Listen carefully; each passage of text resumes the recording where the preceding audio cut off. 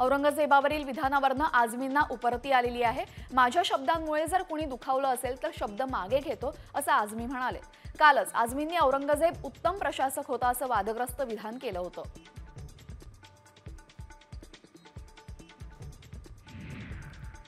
समाजवादी पक्षाचे आमदार अबू आझमी यांनी औरंगजेबाचं उदात्तीकरण केल्याने पडसाद अधिवेशनात उमटलेले आहेत। सत्ताधाऱ्यांनी अबू आझमींना निलंबित करण्याची मागणी केलेली आहे। तसेच भाजपा आमदारांनी विधानभवनाच्या पायऱ्यांवर अबू आझमींच्या निषेधार्थ जोडे मारो आंदोलन केलं।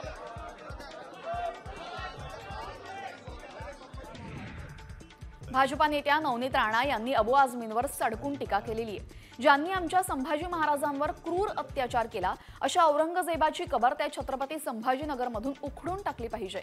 तसेच ज्यांना औरंगजेबावर प्रचंड प्रेम आहे त्यांनी आपल्या घरात जाऊन औरंगजेबाची कबर लावून घ्यावी अशी आक्रमक प्रतिक्रिया यावेळेस नवनीत राणा यांनी दिलेली आहे।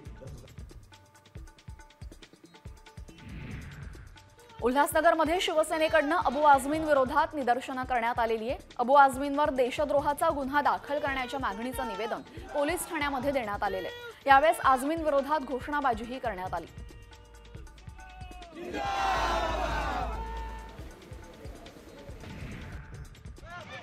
अकोल्यामध्ये शिवसेना ठाकरे गटाने समाजवादी पक्षाचे अबू आझमी यांच्या विरोधात चिखलफेक आंदोलन केलेले।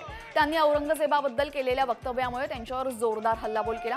तसंच आझमींच्या प्रतिमेवर चिखलफेक करण्यात आली आणि त्यांच्या वक्तव्याचा निषेध करण्यात आला।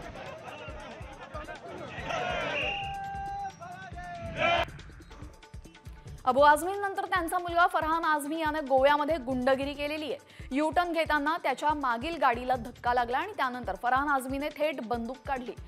गाडी चालकाला बंदुकीचा धाक दाखवला आणि त्यावरनं त्याच्यावर आता कलम 194 नुसार गुन्हा दाखल करण्यात आलेला आहे। गोव्यातील कलंगूट बीच जवळ हा संपूर्ण प्रकार घडलेला आहे।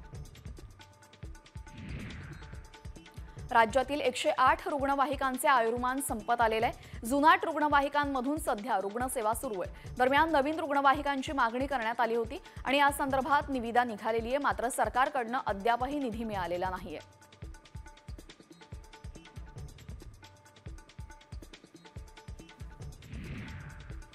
जागतिक महिला दिनानिमित्ताने पुणे मेट्रोचा वन डे पास फक्त 20 रुपयांना मिळणार आहे। वन डे पासची मूळ किंमत 118 रुपये इतकी आहे, मात्र 1 मार्च ते 8 मार्च दरम्यान महिलांना हा पास केवळ 20 रुपयांमध्ये उपलब्ध होणार आहे।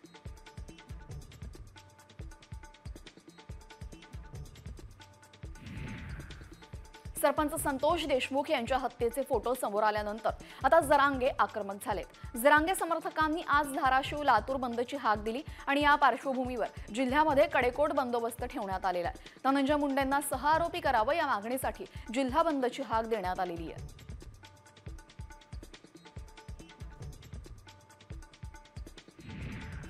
प्रस्तावित नवी मुंबई आंतरराष्ट्रीय विमानतळाचं भूसंपादन मुंबई उच्च न्यायालयाने पूर्णपणे बेकायदेशीर ठरवलंय।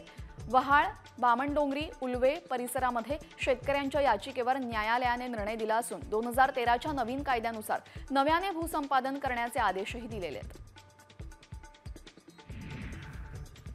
नाशिकच्या ओझर विमानतळावर नवीन धावपट्टी निर्माण करण्याचा निर्णय हिंदुस्तान एरोनॉटिक्सने घेतलेला आहे। या धावपट्टीसाठी 200 कोटी रुपये मंजूर करण्यात आलेले आणि या धावपट्टीचं काम पूर्ण होण्यास साधारणतः 2 वर्षांचा कालावधी लागणार आहे।